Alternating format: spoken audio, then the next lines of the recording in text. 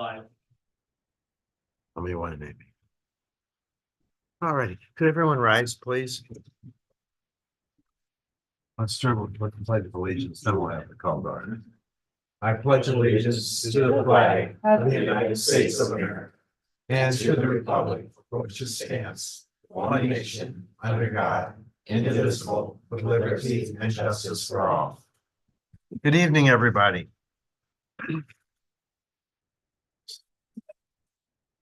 Roll call, please. Director Asner. Here. Director Bowler. Here. Director Sartorius. Here. Director Suda. Present. Director Staten. Vice President Tenio Here. and President Pipeline.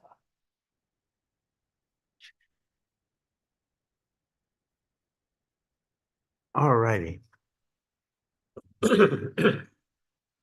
This is one of the more times that I'm always happiest about. Teacher of the Year and Support Staff of the Year recognitions.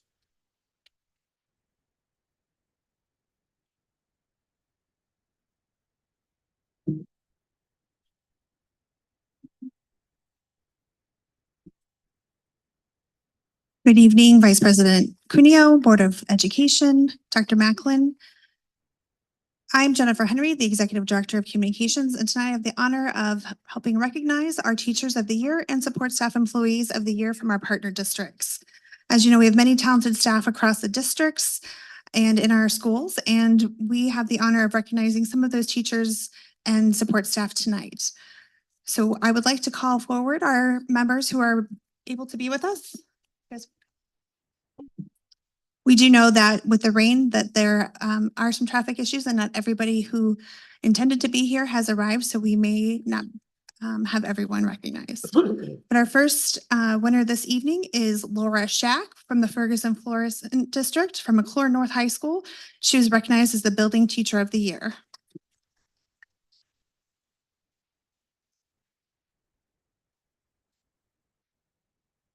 Next, we have Kathy Kraus from Hazelwood McNair Elementary, and she is not here with us this evening. She's coming. There she is. Come on up. We knew traffic was going to hold up some people. So. She was coming from South, yeah. And she is the Building Teacher of the Year from McNair Elementary.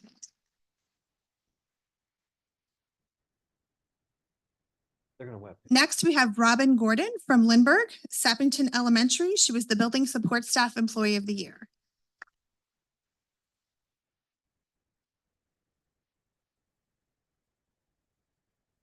Next is Kyle Brandt.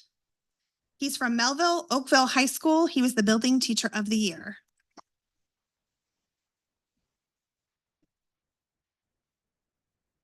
Vicki Pullman from Melville Porter Elementary. She was the Building Classified Employee of the Year.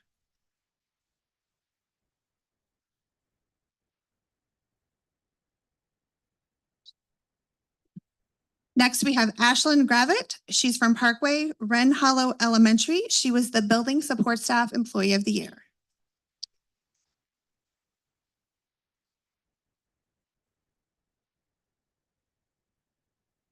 Next is Emily Richmeyer, Parkway Shenandoah Valley Elementary, Building Teacher of the Year.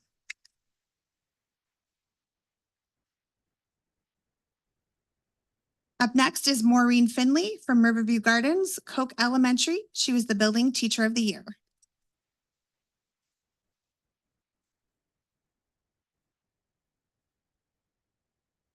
Beth Earhart Collier from Rockwood Marquette High School. She was an Rose Award teacher.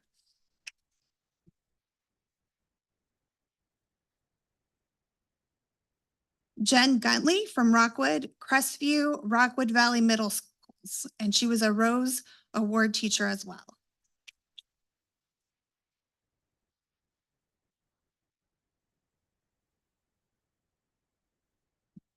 Up next is Kathy Lausch. She's from Parkways Wellness Center, and she was also a Rose Award teacher.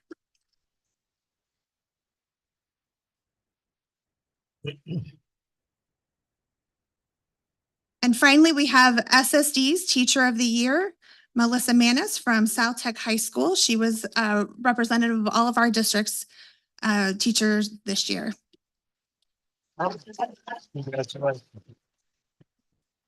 I'm going to have all of you kind of squeeze together so that we can do a group photo with the board behind you.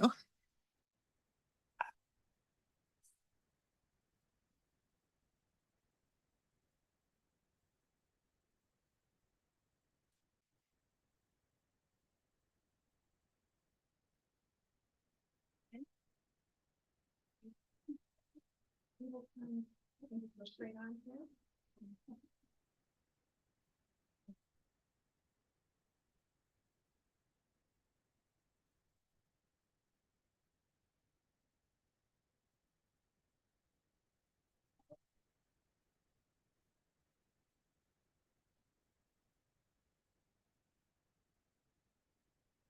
Congratulations. Thank you.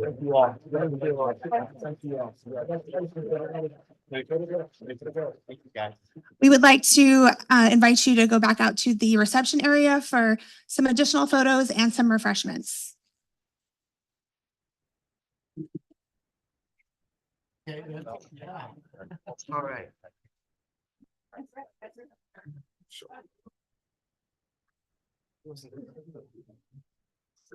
Oh, is it? All right. It's always nice to recognize some of our brilliant and very well-deserved teachers.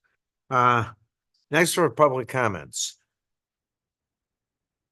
Now, there's certain rules that we always have, and we like to reread them ahead of time each time. Each speaker will have 3 minutes to address any item that is a legitimate part of the business of the board, so that as many different people as possible may speak. Time limits will be strictly observed.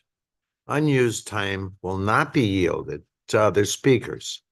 Speakers will be invited to the microphone in the same order in which their names appear.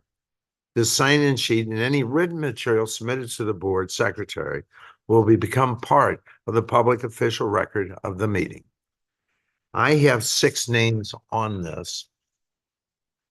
And the first name, and I apologize if I mispronounce anybody's name, please, when you come on up, pronounce it correctly for me so I can make sure we have it. Jean Hantek.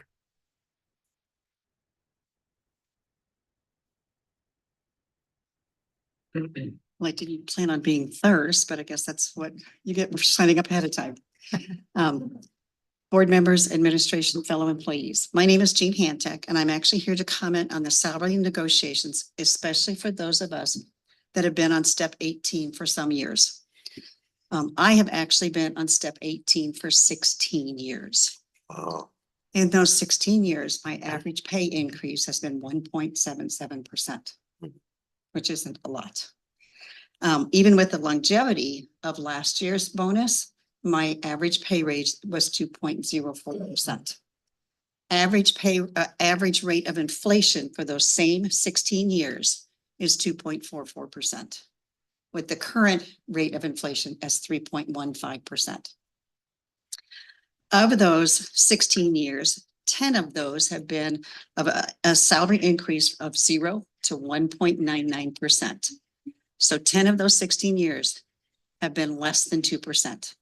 Because of that, my overall pension, when I started figuring out estimates about 4 years ago, because I thought I might start thinking about retirement, my average pension, because I have not received at least a 2% increase, has resulted in a decrease of almost $454 a month, because I have not received, that particular increase. If you compare that to the current salary schedule, for the teacher level salary schedule, if you, from steps 7 through 18, and I'm only comparing channel 5, which is the furthest channel, but steps 11 through 18 on channel 5 will have an increase of 2.34 to as much as 10% increase following those step increases. Step 14 through 15 for this year is actually an 8.8%. Step 17 to 18 is a 10% increase. For someone who's been with the district, and I'm sure I'm not the only one, I'm sure there's a number of us that have been with the district at step 18 for several years. For those of us that have been at that step, our increases have really not been comparable to what other, yes, you have an increase when you increase a step. But once you get to step 18, I don't feel we've really been taken care of. So I truthfully, respectfully ask that you honor and reward those of us that have been at step 18 for a while, because there's no other step to go to, that you at least honor and reward us with a minimum of that longevity bonus again. I know that was a one-time bonus, but it gives us at least something and rewarding us for staying the course through many superintendents, principals, area coordinators, all of that stuff. So we've been here for a while. I personally think we deserve some recognition of that. Hopefully in monetary form. Anything? Thank you. Thank you. Next individual that I have on the list here is Megan Gardland.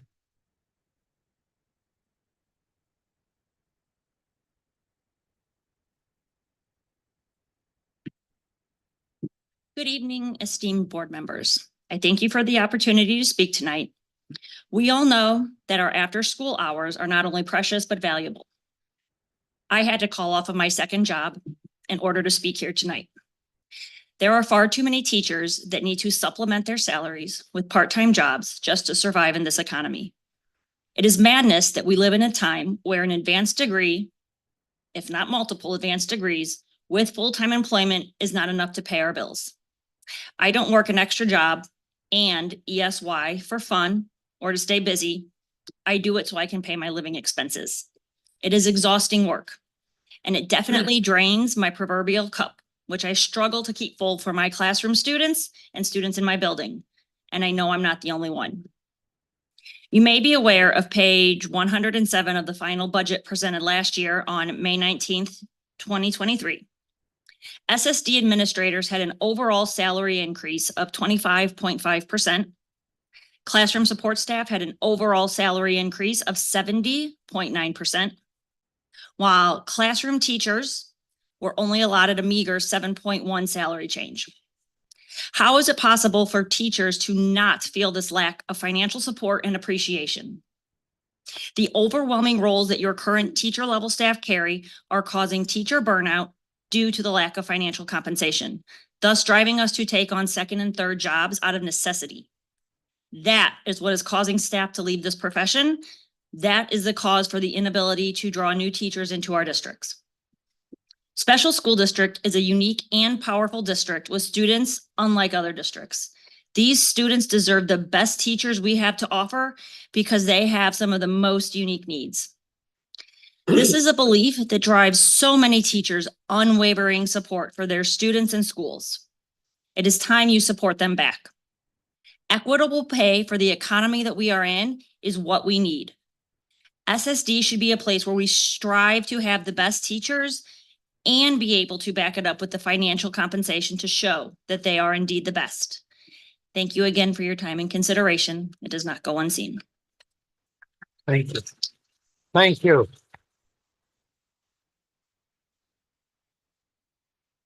The third individual who had signed up on this list was Cynthia Bodeker Myers. Am I correct in that pronunciation? Please go to the mic. Good evening, Dr. Macklin, Vice President Cuneo, Board of Education, administrators, and fellow staff. I'm here tonight to discuss issues affecting the staff across the district. My concerns are safety, recruitment, and retention. I believe they go hand in hand. We have countless educators who leave our schools yearly because they feel unsafe. I had bullet holes in my classroom at one point. It was mentioned that they may come from inside the building, but no one was able to provide any evidence. I was written a statement saying, my issues are to be handled by security from the partner district. Again, where are the cameras? Who checked them? To my knowledge, no one. A student talks about coming to the school and doing a shootout. What are the repercussions of this? A telephone call home? He says he will call his people and have him up here. What are the consequences of this? A one-day suspension. We have him say that we are going to hear on the news a 14-year-old boy shot dead. What are the repercussions? I have sent my mental health information and given her resources. But again, I ask, what are we doing?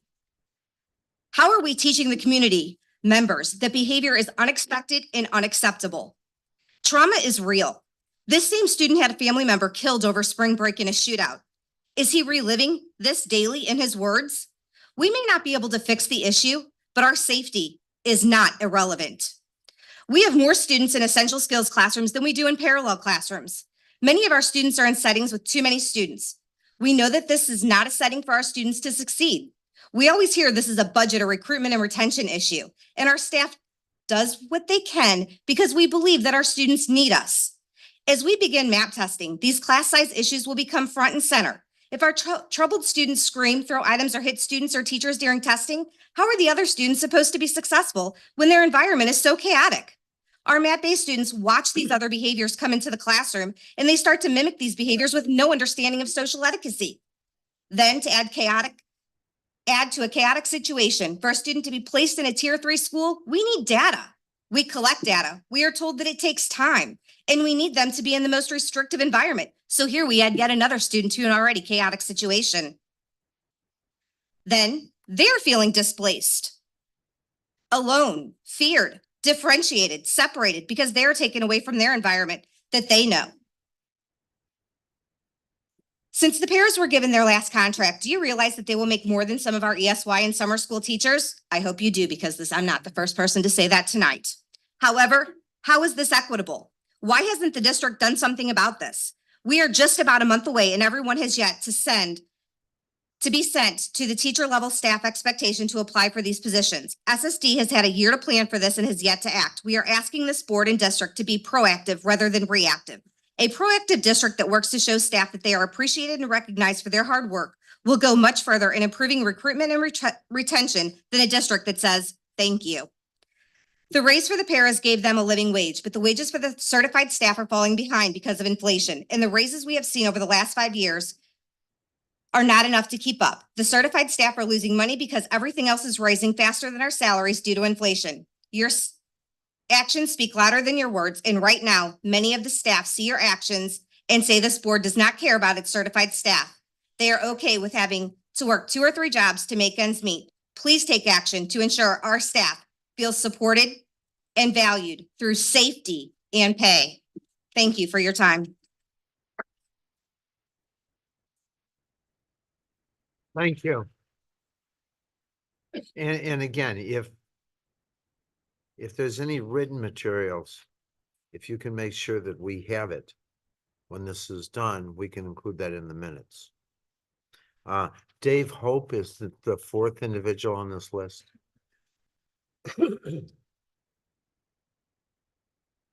Thank you, sir. Thank you, board. Tonight, you will hear MSIP 6 reports and budget adjustments regarding grants for retention. Many times, the SDNEA leadership speaks up here, and we are told that SSD hears a different story when you visit around the county. I am here tonight to tell you what we hear from our members. Many times, they are reluctant to tell the truth because they fear retribution or non-renewal by ACs and administrators. One of our members sent us an anonymous letter and asked us to read it because they were afraid of what might happen to them if they did. As I read this, please think about if this is the environment that this board and leadership wants in our district moving forward, and how we recruit and retain the best educators in this environment. This letter is just some of what our staff really think and experience every day. Good evening. SSD lists its 3 values as equity, commitment, and collaboration. As an educator working in our North area, I see the lack of equity every day. SSD's inability to recruit and retain staff across the district, but particularly in North County, is reaching crisis levels. The number of vacancies in our building directly impacts the quality and quantity of instruction that students receive. Minutes are not being met. Paperwork is out of compliance. Teacher-student rapport is reduced because we don't have time to focus on social emotional support while trying to do the job of 2+ people. We have student change of placement packets being turned down for Ackerman and Northview because they don't have the staff to support their transition. How is this a reflection of FAPE? Where is SSD's commitment to ensuring every student is in a placement where they can learn and grow? Allow me to tell you about the teacher retention and recruitment crisis from a student perspective. My para can't be with me today because they need her to cover a teacher vacancy. I need to use the restroom, so I asked my gen ed teacher to go, even though I won't have an adult to transition with me. I can do this. This student had a seizure alone in the bathroom. He was found by another student. I really need to talk to someone. Life has been feeling so overwhelming lately. I keep trying to talk to my favorite teacher on their plan time, but she's always covering different classes. I don't know who else to talk to. My teacher just understands me. This student attempted suicide 2 weeks later. As teachers, we are pleading with SSD to collaborate with the SDNEA negotiations team to address the issues that impact staff retention and recruitment. This crisis is only getting worse. Mr. Moeller, Ms. Staten, Ms. Suda, your constituents in particular need you to advocate for them. Why should one side of this district bear the brunt of this crisis? Look at the vacancy discrepancies. Look at the discrepancies in staff turnover rates across the district. Help us help kids. Thank you. Thank you. The next individual on the list is Lindsay Weatherby.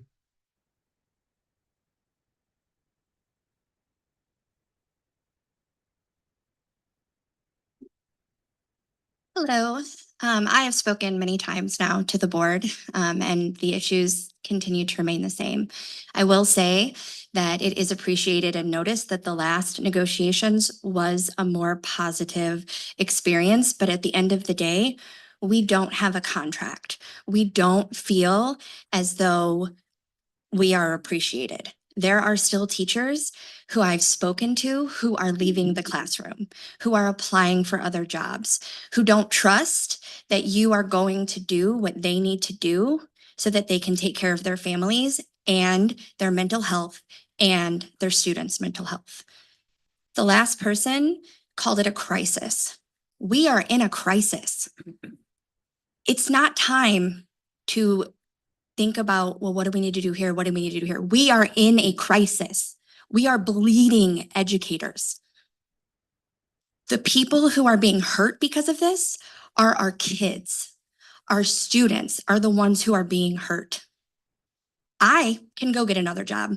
I tutor 3 days a week. I work at Walmart on the weekends. I can pay my bills. Is that what I want to do? Nope, but I do it. My kids still have their baseball games. My kids still have everything that they need. You know who doesn't have what they need? My kindergartner who's not getting his emotional regulation because his teacher's not there. You know who else isn't getting his needs met? My 15-year-old who's struggling because he doesn't have time to go sit down with his case manager. Those are the children that I birthed. What about the children that we're hearing about who are attempting suicide, who are going to the bathroom because they have to go to the bathroom and they're having seizures and there's nobody there to take care of them? What are we doing for our students? Because at the end of the day, the only way that we are going to take care of our students is if we take care of our educators. We need educators in place who are strong, who can do their jobs, who have the experience because they've been here year after year to learn the strategies, to understand how to teach. Teaching is an art. You don't just come in the classroom your first year and know how to do it. It takes multiple years in the same position to build your skill to really be able to make an impact and truly make students grow. How are we doing that if teachers are leaving? We're not. I am terrified about the future of our district for the children that I birthed. I have 12 years left with SSD because as much as I love my student, and I truly hope that he graduates from his IEP, the reality of the situation is that he will likely be an SSD student for the next 12 years of his life. And I am terrified about what that next 12 years looks like if we don't do something different. We would have to overspend by $18 million for the next 5 years to get to a 45% surplus, which is what the government recommends. What are we doing to support our kids? Because at the end of the day, our students are what matters. My children matter. The student who had a seizure matters. These kids matter, and we have to do something about that.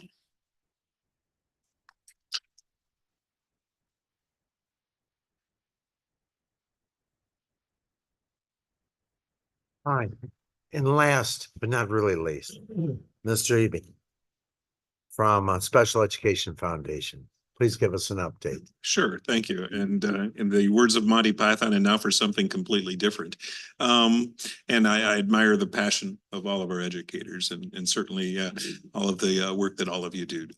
Vice President Cuneo and Dr. Macklin, members of the board. I'm Tim Abey. I'm the Executive Director of the Special Education Foundation. Just wanted to update you. It's been a couple of months since I've stood in front of the microphone and shared with you what we have going on. Couple of things. One, we will be announcing our Starfish Award winners next week. I shared with you a few weeks ago about our Starfish Awards event that's coming up at City Park in June, on June 13th, where we will be handing out awards to folks across St. Louis County and the special school district who make a difference in the lives of our students. So we'll be announcing those award winners next week. I'd also like to invite all of you to attend our Fred Side Leadership Academy graduation.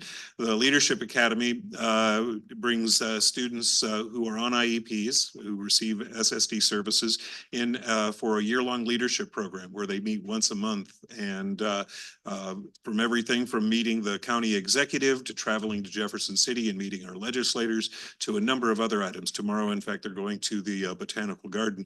Their graduation ceremony is a wonderful event, and it's happening next Wednesday, May 1st at 7 p.m. at the Emerson Auditorium at St. Luke's Hospital, and would certainly love to have any and all of you attend. It's a special event to see the work that these students have done over the last year. And finally, just wanted to share with you one other thing that we have going on that started last week. A few years ago, a study that the CDC did found a strong connection between healthy behaviors and academic achievement for students. And that's why about 7 years ago, social workers with the special school district created the Care Closet, a place in the SSD schools where students would have access to basic hygiene needs across St. Louis County. And the goal of this is to give students who receive SSD services access to personal care items with dignity and respect. And to help support that, the Special Education Foundation helps raise money and acquire items that can be used in these care closets. And it matters because hygiene poverty, as you may know, which is the challenge of not being able to afford many of the everyday hygiene and personal grooming products that most of us take for granted, is very real for students, for many students with disabilities in St. Louis County. Hygiene poverty negatively impacts school attendance rates and can have far-reaching consequences on student attendance, academic performance, and mental and physical health. And so we have started this personal care drive in partnership with the communications office at SSD to raise money to provide personal care items for our care closet. And we're collecting donations now through the middle of May to stock the care closet for next year to meet the specific needs of SSD students. So I would encourage you to spread the word or encourage folks to go to our website and they can make a donation at sef-stl.org. They can also go to the SSD website where there's a link to Amazon. And if you want to just buy some of the personal care items, SSD has set up a wish list that folks can buy those personal care items and they can be stocked in the care closet for next year. It's a wonderful program and really helps kids. And we appreciate the partnership that we have with SSD to try to raise the money to help support that. So thank you. Thank you. All right. Thank you, public speakers. And now would someone like 4.01 make a motion to approve the agenda as it stands? So, second that. All in favor? Aye. All opposed? Motion carries. Superintendent's report. First, MSIP and annual performance report, APR presentation. Molly?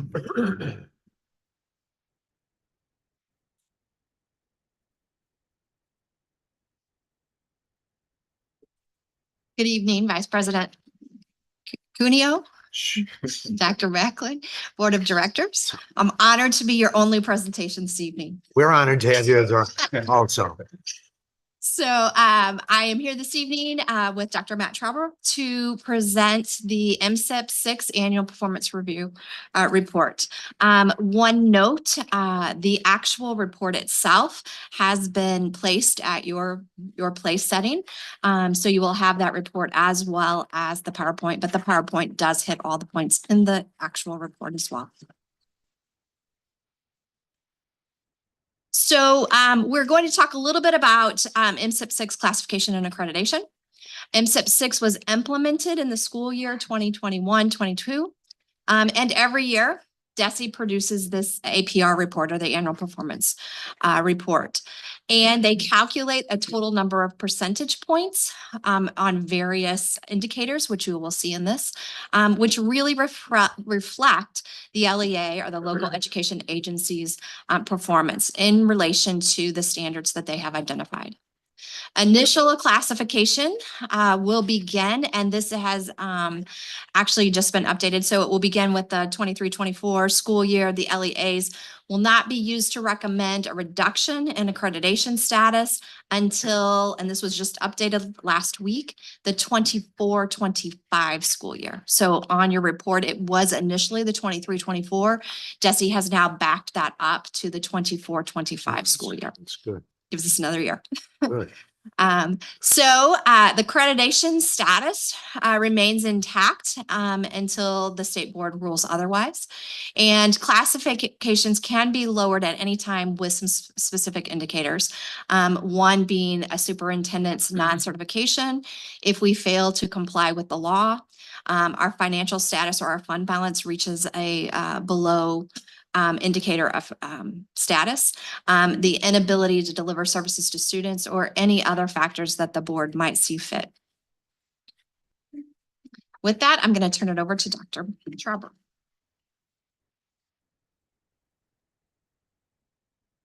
Good evening. Just a reminder as we go through these data tonight that the APR results apply only to our SSD schools and programs. So what you see at top of this slide is our overall points, our points earned, and the percentage of total points on the APR that we earned in school year 2022-23. So we earned 47.5% of the points that are possible. To put that in context, per recent guidance, any district that has a 3-year span, actually 2 3-year spans of an APR percentage falling below 50% would be at risk of a classification change to unaccredited. Any district that has those 2 3-year spans falling below 70% would be at risk of a classification change to provisionally accredited. If you look at the lower part of the slide, what this visual does is it plots the APR percentages for every district and charter in the state. It allows you to get a general idea of how our APR percentage compares to other districts. So you can see that SSD is annotated in orange there. The blue circles represent all of our partner districts throughout the county. So you can see how those scores are distributed. This point is not annotated, but the Missouri Schools for the Severely Disabled, which is probably the district that is most comparable to SSD aside from our CTE programming. Their percentage in 2022-23 was 35%. So are we comparing then apples and oranges when we compare everything else? I mean, that's, We will okay. talk about that a little Yeah. bit later. Okay. So the APR is broken up into 2 broad categories, a performance category and a continuous improvement category. What you see here are the results, including the standards and the indicators for the performance category. So this category comprises 70% of a district's APR score. You can see that our overall percentage is circled at top. We earned 30.6% of possible points in this category. All of these results connect to student outcomes. So we have a few slides later in the presentation that explain why for us earning points in this area is challenging. We should point out that one area where we do earn points here is in the middle of that table, and it's for student academic growth. So for example, you can see that in the area of math, our designation for growth was above average, and students' growth earned 88.3% of the possible points available for math growth. So the second big category is continuous improvement. And whereas performance is based on student outcomes, continuous improvement is based more on what districts do and the activities that they undertake to drive student success. The area that contributes most to this category is a district's CSIP or improvement plan and the processes related to the development of that. You can see that's worth 30 points. So that is rated by DESE. DESE has a team that assigns a rating to every district's CSIP plan and process. They've been conducting those ratings over the course of 2 years. So you can see circled in red there that the percentage of points we have earned in this category is quite a bit higher than in the performance category. The caveat here is that for 2023, DESE has a placeholder of 100% for all districts in that improvement plan category. In the 2024 APR, that will reflect the actual scores that have been assigned while DESE's been conducting those reviews. But our review was conducted last year and we earned almost all of the points possible.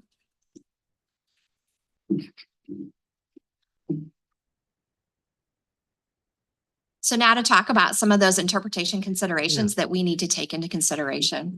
So first of all, we do service a higher number of students with disabilities as proportionate to any other school district.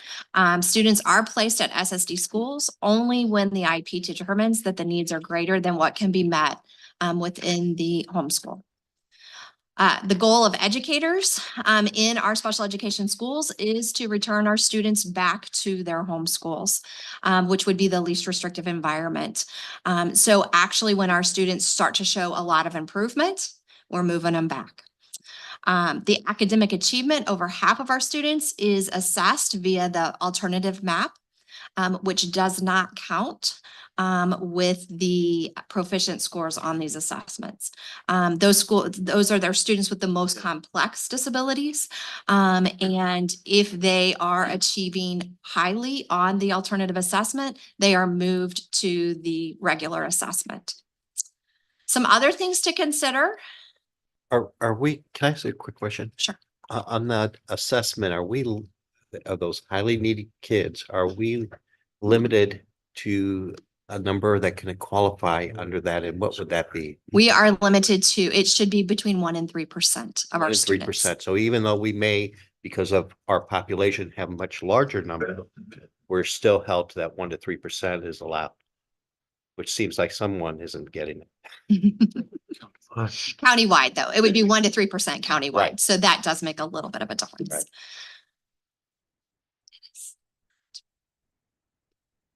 If you could advance to the next slide, the clicker is not working. There we go. Thank you. Another thing to consider is that APR score incorporates both achievement status and achievement growth. And so student growth is determined by a very complex statistical model that really looks at a student's performance compared to the prior year to the current year's performance on the map in those grades 4 through 8. And our MAP A students do not contribute to that growth result. Students who graduate under alternative standards or by IEP goals are included in the calculation of the graduation rate, but only those who graduate with a regular high school diploma are counted as graduates. And a very large proportion of our graduates do not meet the DESE standard for that. So therefore, we are precluded from earning all of those graduation points. And then the criteria for success for certain standards is unfeasible for students with those complex disabilities, such as positive post-secondary outcomes are seen as college, two-year college, workforce, when a lot of our students with the most complex disabilities may be going into more of an adult daycare or supported employment, which does not count as a positive post-secondary placement. So one thing to let you know, though, is, Missouri does have what they call an innovation waiver, where we are able to apply for a different look at accreditation. And so we are pursuing that innovation waiver and looking at measures that are more applicable to our student population. And more will come on that later. What questions might you have? The way it's set up, we're doomed to fail. And that there's no way that based on how legit this is. Unless you would just count Voc Tech. There's nothing, we're doomed to fail. So actually, our scores from the tech schools go back to their partner districts because we know. Then we're completely doomed to fail.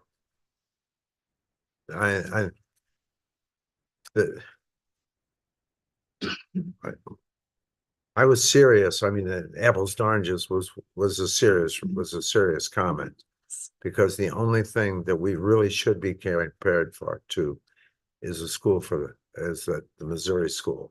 That's it. Because otherwise you are comparing apples and oranges. And it's not fair to our teachers. It's not fair to accreditation. You have completely truncated a sample and said that small little portion there. You set everything up so that this is going to fail. This is something that we should be dealing with in the legislature with our lobbyists. I mean, no matter how hard every one of our teachers work, no matter how hard everybody does, we're not going to make those scores. So that's where we're hopeful with the integration waiver, that we can look at measures that are more applicable to our students. Thank you. Is there an opportunity to capture more points with our current reality? Are there some areas that we're looking at where we can add anything on? So I would say yes. I think we will be looking at some pieces. I think, with the innovation waiver, we are introducing some alternate, not to say that we would not be accountable, but looking at some alternative ways that they may consider some of these indicators. For example, expanding the definition of what a positive post-secondary placement would look like for our students based on the work we've done through our CSIP.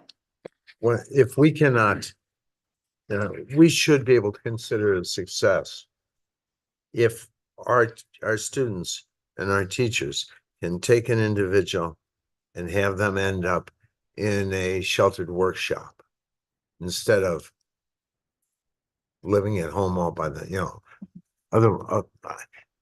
are going in to some type of group home. If they can go into a sheltered workshop and work, we should be able to consider that a success, because it is a success for that individual. And really looking at those transition plans, and are we meeting those transition plans, those goals we have for them post-secondary, are we meeting those? That would be an appropriate measure for our students. Yes.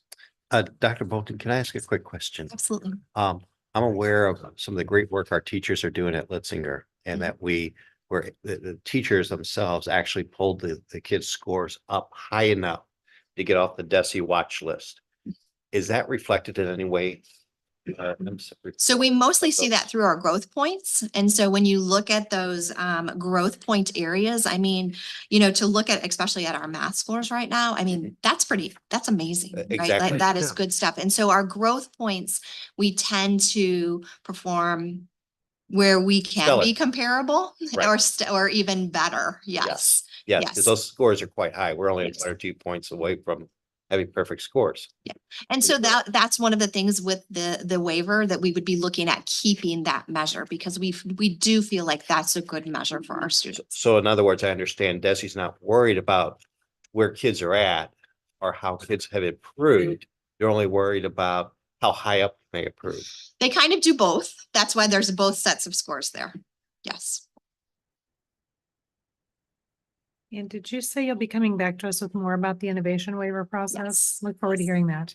Yeah, I think also when we talk about the waiver, I mean, the waiver allows to really grant some key exemptions that are required through state education and law regulations. I think those pieces are key, such as improving student readiness or for employment or higher education, right, or career and technical education.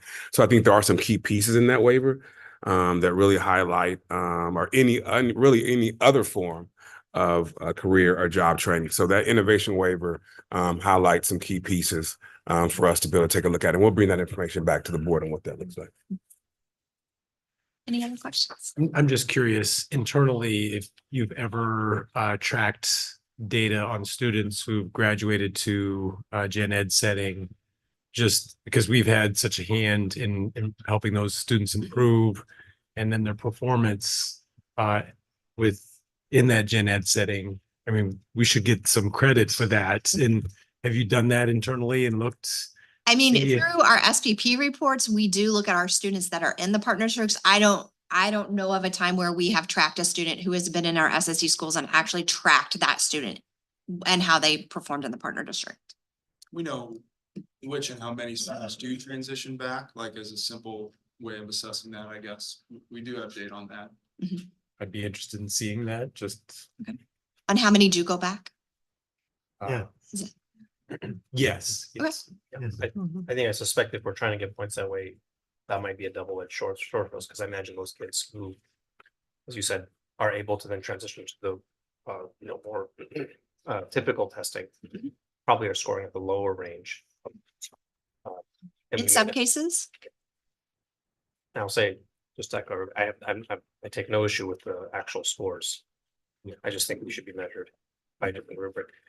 Maybe one more comment just about identifying what we consider to be, good outcomes.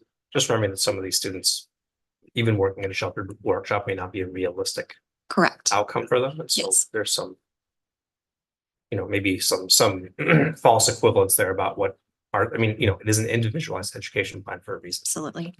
And that's when you look at, and I know Casey Wisdom has presented to the board about the work that they have done in expanding that definition of what SSD would consider a positive post-secondary placement.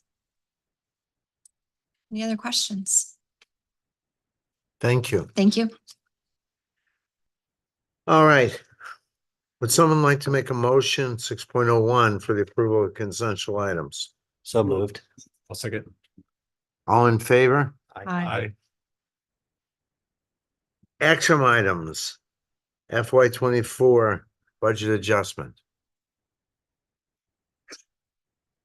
Good evening, Board of Education, Vice President Cuneo, Dr. Macklin. I am Cynthia Vaughn, the Finance and Accounting Director.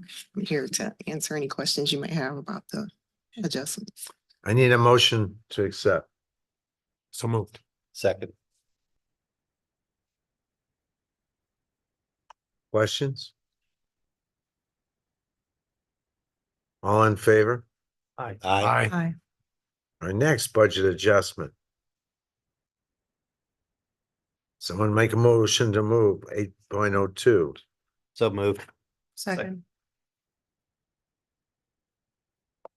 Any questions? Thank you. Good. All in favor? Aye. Aye. All opposed?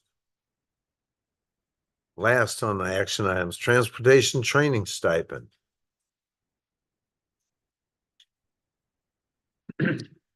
Make a motion for somebody, So moved. 8.03.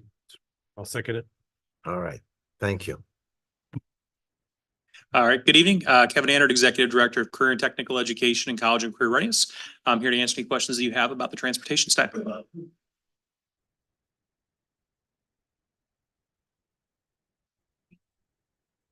Anyone have any questions?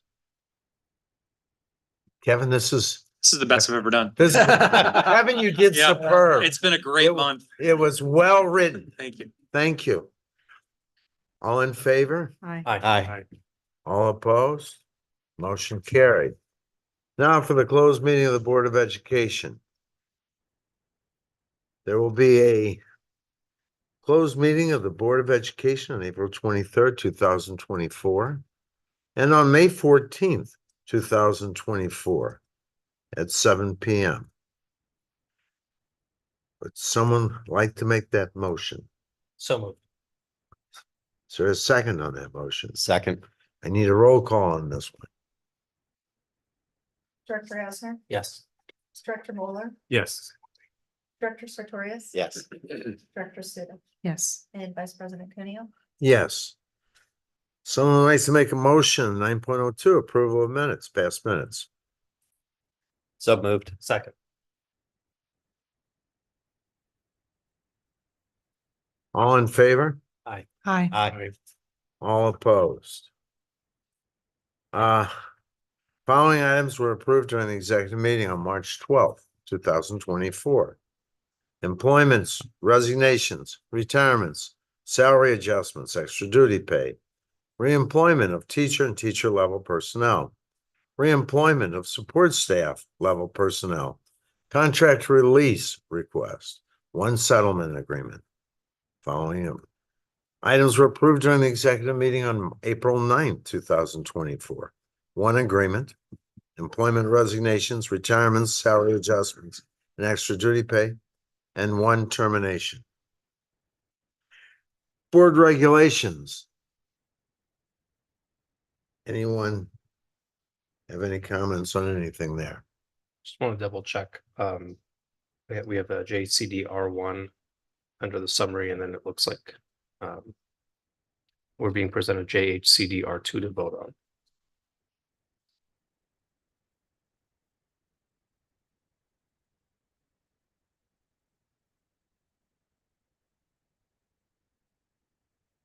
Kevin? It wasn't that easy. Yep, that was just a mislabel, and it meant to say R2 up above as well. So they're both R2. Yep. All right, board communications with anyone? Anyone want to bring anything up? Go right ahead. Yeah, quickly, I went to Missouri School Board Association Legislative Action Day in Jefferson City on April 9th and had an opportunity to meet, to hear from Carl Essinger, the incoming Commissioner of Education. Met with some of our local representatives and senators, met with Joe Adams, Ian Mackey, Tracy McCreary, Brian Williams. They are all very much in support of public education. They were all against Senate Bill 727, which is now on the governor's desk, and has potential to launch a lot of unfunded mandates. So it was an interesting visit to the Capitol and opportunity to network with Missouri School Board Association and board members and superintendents from districts in the county. Do they feel the governor will sign it? It was still in the House when we were there. I don't know the answer to that. That's a good question.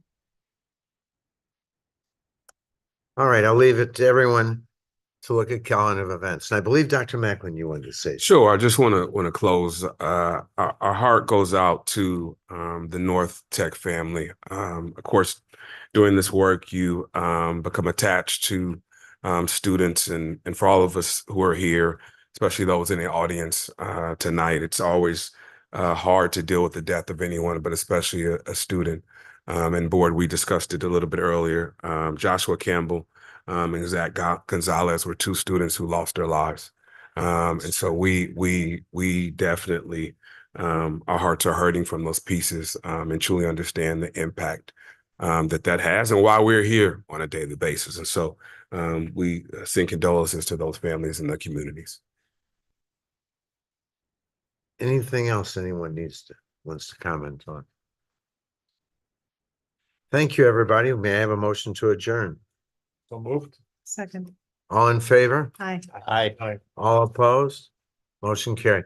I would imagine there's still some cookies left out there for the celebration. If someone would like